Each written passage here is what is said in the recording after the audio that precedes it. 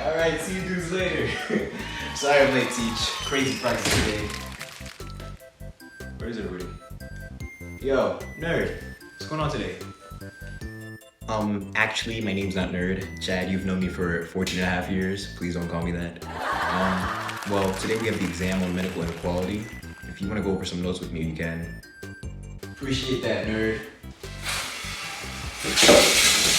Last class, I remember we were talking about the declining numbers of black students matriculating into medical programs. What's going on with that? Wow, Chad, I'm actually surprised you remember we were talking about that last time. Well, for starters, a lot of black students face socioeconomic factors that play a major role in shaping their educational journeys. A lot of them face challenges in their childhood that hinder their academic progress.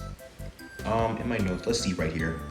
Yeah, so data from 2022 shows that despite making up only 13.5% of the population, black people actually made 20.1% of the population in poverty. Wow, bro. I'm hearing you loud and clear, dude. So, what you're basically saying is a combination of economic factors lead to a decline in the matriculation seen in black students for medical programs. Wow. Now, could you add to that and say that children growing up in economically disadvantaged neighborhoods are more likely to face violence, higher policing, drugs, and instability at home that might contribute to these challenges? You're exactly right, Chad. For a lot of black students in poor economic situations, the financial burden of higher education further compounds these challenges. Many black students will end up opting for careers with quicker payoffs in order to support their families. Dude, that's totally weak. It's so lame to see such talented individuals deterred from pursuing their dreams due to financial constraints and stuff, bruh.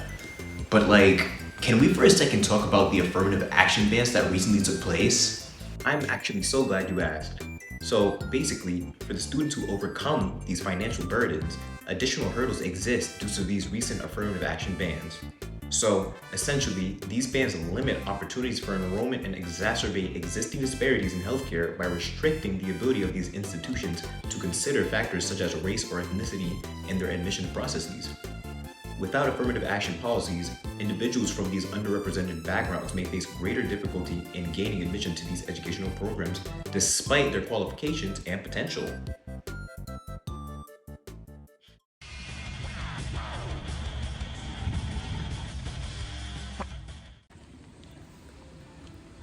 Well, that exam was totally crushed, bros. But after it, I couldn't help but start thinking to myself about some of the stuff we learned.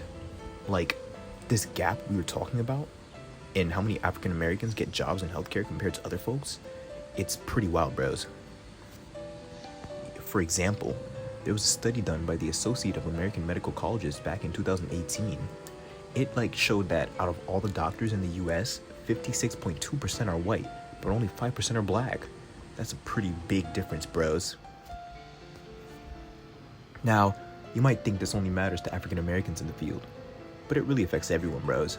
When there's not enough representation, the quality of care drops. If doctors don't understand the cultural backgrounds of their patients, they might misdiagnose them or misunderstand what they're going through. Trust is huge in healthcare, and people don't want to talk to doctors who don't get their struggles.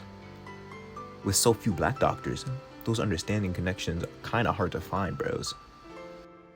And here's another thing, bros. Implicit bias. So studies show that most healthcare providers have these unconscious biases where they favor white patients and have negative attitudes towards people of color. This means white doctors might treat patients differently based off their race without even realizing it. They might even spend less time with them or not take their symptoms as seriously. And because they don't always get the cultural context of things can get misinterpreted or completely ignored, bros. So, peep this, bros. These biases and the lack of cultural competency can lead to stereotypes that affect medical decisions. Structural racism in healthcare keeps these problems going, and even the way doctors are trained, doesn't always prepare them to handle these issues. To fix this, we need systemic changes, better training in cultural competency and implicit biases, and in policies that make healthcare more fair for everyone. So the roots of these biases go way back, centuries back, dude, all the way back to systemic racism, colonialism, and discriminatory practices.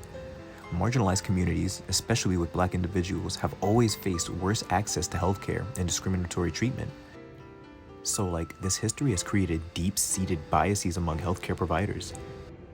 Media and cultural stereotypes only make things worse by spreading negative images and ideas about these, marginalized groups.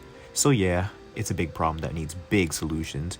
It's not just about the numbers, it's about real lives and making sure everyone gets the care that they deserve.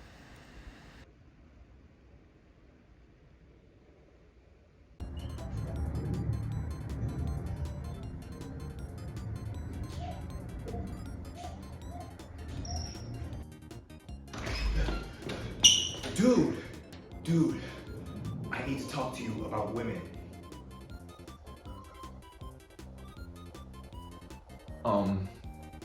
I think perhaps you've gotten a bit comfortable in our relationship.